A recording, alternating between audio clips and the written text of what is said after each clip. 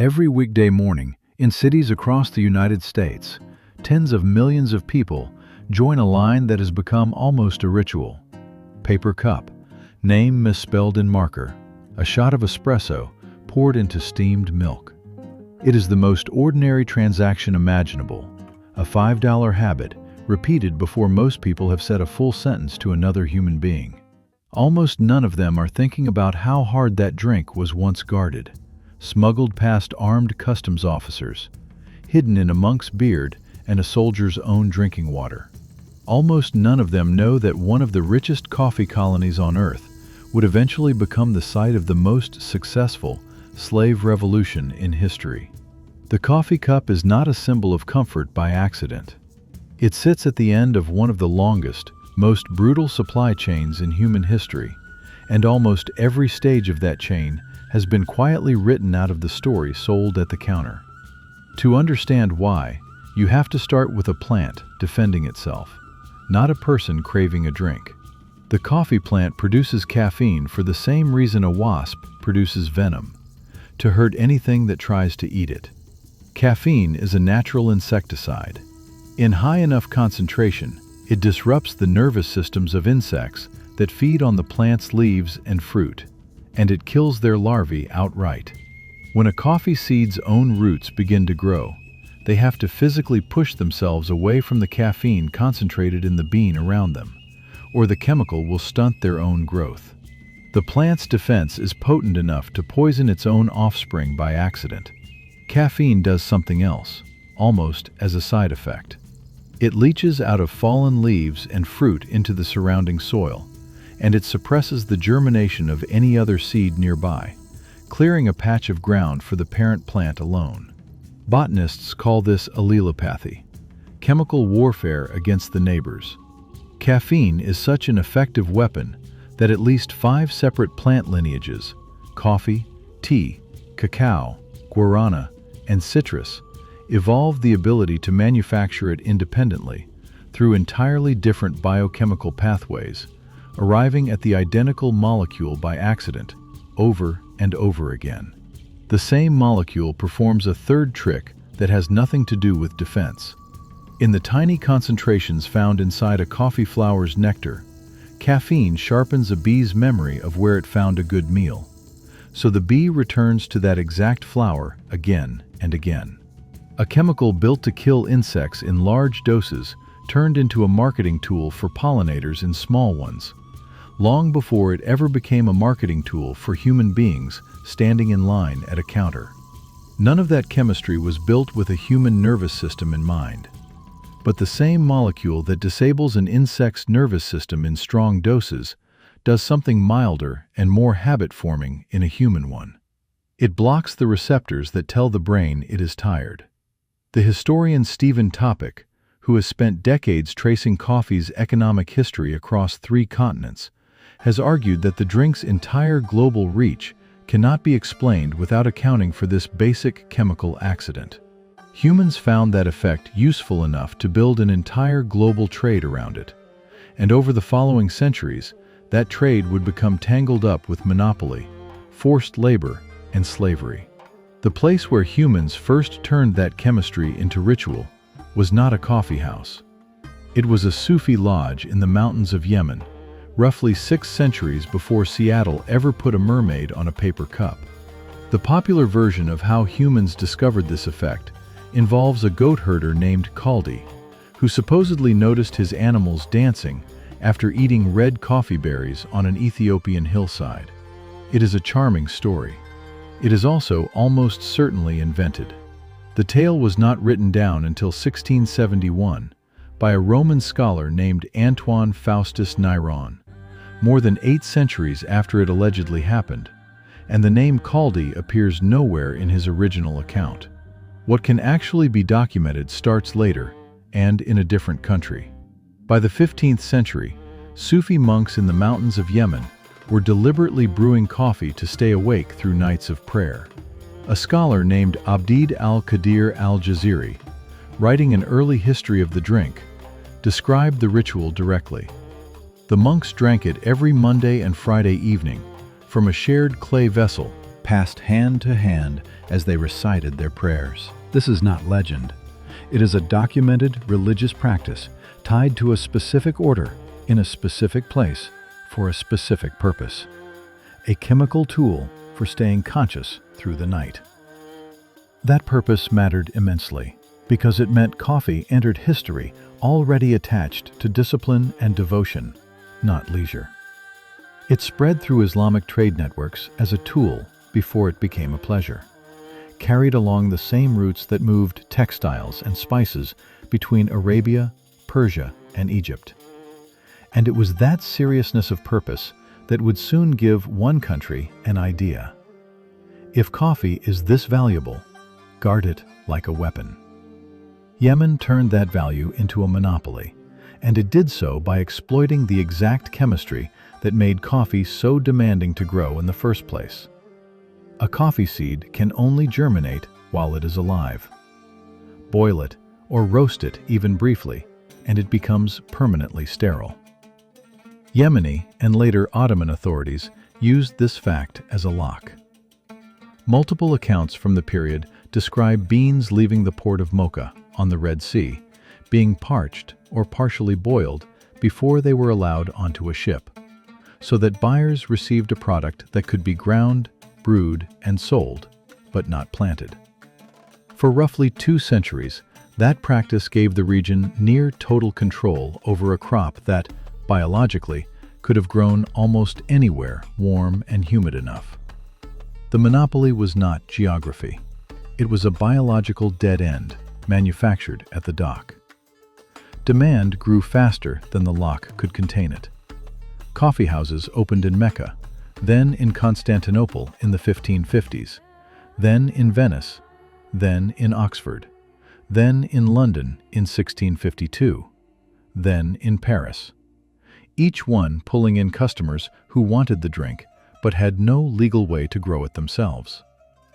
Merchants and rulers in Yemen understood exactly what they held. Several period accounts describe smuggling a living seed out of the country as carrying severe, sometimes fatal penalties, and customs officers at Mocha inspected shipments accordingly. For roughly 2 centuries, that threat, combined with the parching requirement, held. But the more coffee houses opened in cities that had never seen a living coffee plant, the larger the prize became for anyone willing to risk the penalty, and the more inevitable it became that somebody eventually would. The country that finally broke that lock did not do it with an army. It did it with a governor's garden and a shipment of cuttings from a coastline 600 kilometers from Mocha. Individual smugglers had tried before, and mostly failed to matter. Sufi tradition credits a pilgrim named Baba Budan with hiding 7 raw coffee beans in his beard on the return leg of his pilgrimage to Mecca, around 1670, and planting them in the hills of what is now Karnataka, in southern India. The story is treated as legend by most historians, but the region really did become India's first coffee-growing district, and the hills are still named after him today.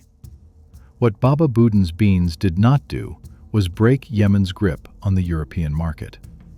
That took an institution, not a monk. In 1696, at the instruction of the Amsterdam official Nicolaes Witsen, a Dutch commander on India's Malabar coast, shipped coffee seedlings to the island of Java, then under the control of the Dutch East India Company. The first planting failed, destroyed by flood. A second shipment, planted in 1699 by the company official Hendrik Zwaardekroon, survived.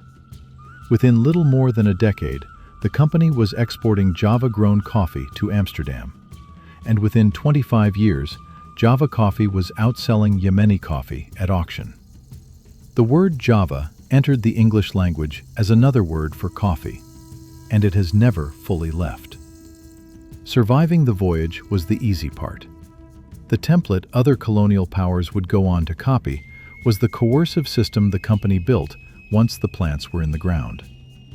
Javanese regents were made responsible for guaranteeing fixed quantities of coffee every year, under threat of military reprisal, which turned an agricultural product into a compulsory tax paid in beans.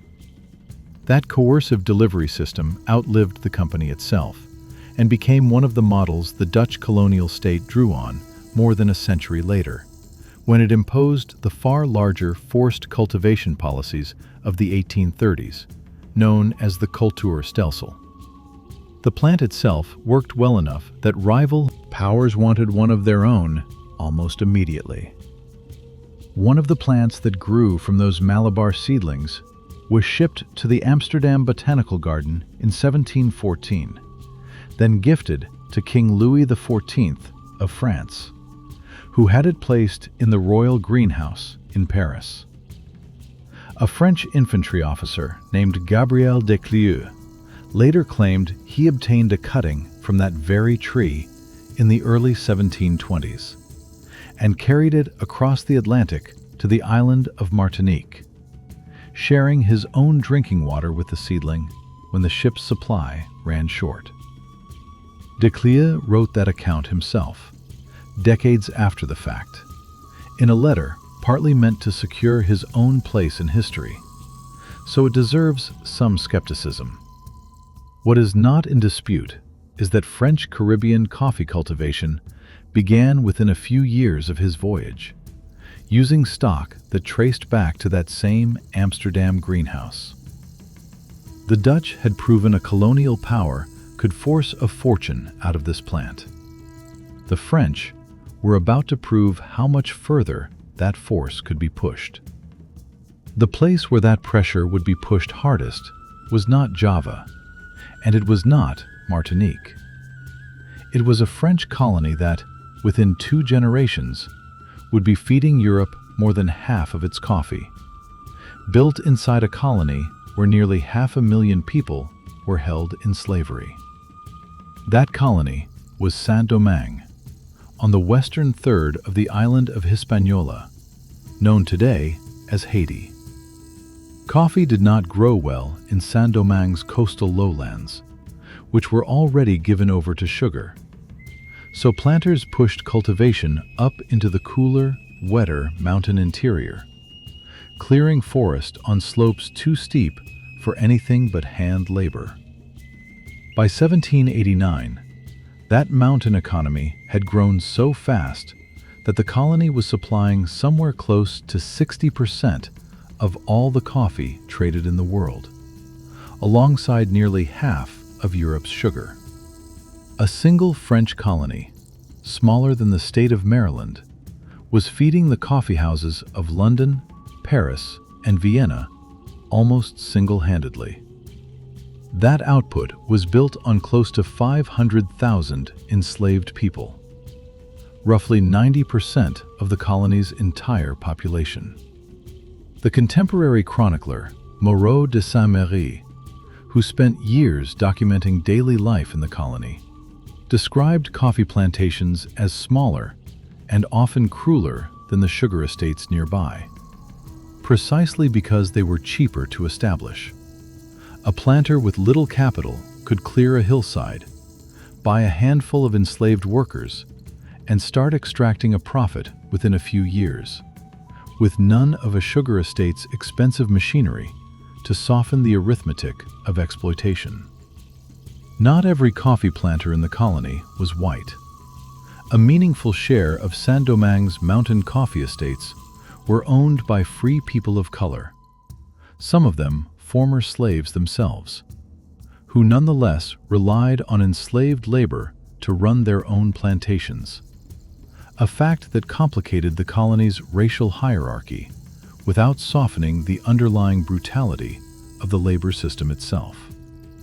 Mortality on these mountain plantations was severe enough that the enslaved population could not sustain itself through birth alone, and French planters depended on a constant, renewed stream of forced arrivals from West Africa simply to maintain the workforce, rather than on the people already enslaved there having children who lived to replace them. Coffee's biology is what made this cruelty so structural rather than occasional. It was easy to grow almost anywhere warm, cheap to start, and profitable within a few short years. which meant it drew in planters with the smallest amounts of starting capital, the ones least equipped to absorb any cost of running a plantation less brutally. The same trait that had let coffee spread so easily across the world's tropics also let it spread easily into the hands of the plantation economy's poorest, most exposed operators. A commodity that could grow almost everywhere ended up enslaving people almost everywhere it grew. That system depended entirely on the enslaved population's continued submission. And in the summer of 1791, that submission ended. In mid-August, enslaved organizers across the colony's north held secret meetings to coordinate an uprising. Haitian tradition ties one of those gatherings, at a site remembered as Bois Cayman, to a man named Duty Boukman, although historians still debate the ceremony's exact date and details. What is not disputed is what followed. Within days, revolt planned across dozens of plantations erupted at once, and coffee and sugar estates across the colony's north were set on fire within the same week. By 1801, most of Saint-Domingue's coffee plantations had been burned, abandoned, or fought over so many times that production had collapsed by nearly half from its pre-revolution peak, and it kept falling as 13 years of war ground on. The historian Augustine Sedgwick has summarized the outcome in a single line. Coffee, a creation of empire and slavery, became a casualty of the Haitian Revolution. By 1804, the uprising had done something no slave revolt in the Americas had ever fully achieved. It had defeated the French army, ended slavery in the colony outright, and produced the only nation in world history founded directly by a successful slave revolution. Saint-Domingue's coffee economy, the engine that had funded so much of that colonial wealth, never recovered its old scale. The system that had built a fortune out of extracting bodies and beans from a single mountain colony had finally run into people who had simply had enough of being treated as raw material. Haiti's collapse did not end coffee's relationship with slavery. The center of gravity simply shifted to Brazil. European buyers, who had lost their largest coffee supplier, turned to Brazilian planters, who expanded production through the same institution that had built Saint-Domingue's fortune in the first place: plantation slavery. Brazil went on to import more enslaved Africans than any other country in the Americas, something close to 4 million people across 3 centuries, with a large share of them landed specifically to work coffee estates during the 1800s.